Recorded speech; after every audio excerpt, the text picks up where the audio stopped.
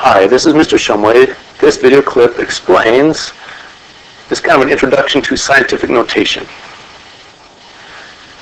So if we write x to the third times x squared, it's just a shorter way of writing x times x times x 3 times, and we're going to multiply that by x times x 2 times.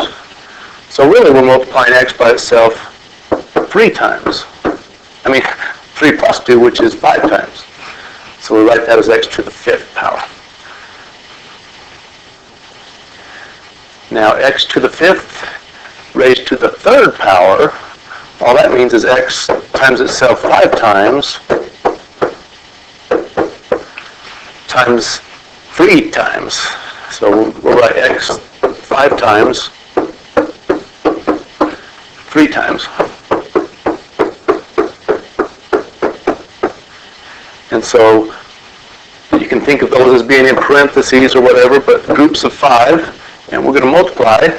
And so actually we've multiplied x by itself 15 times.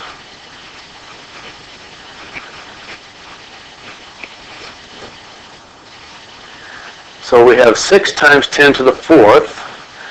That means 6, move the decimal 4 places, 1, 2, 3, 4, put zeros there to hold their places. And 5 times 10 to the 3rd is 5, move the decimal 3 places, 1, put zeros there to hold those places.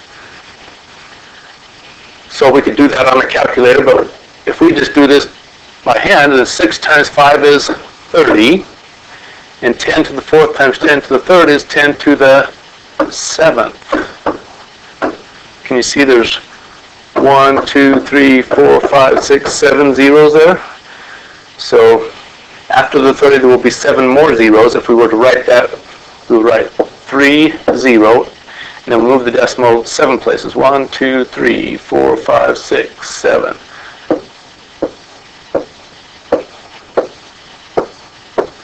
Well, usually we write a comma every 3. That helps us know what number we're talking about. We're talking about 300 million.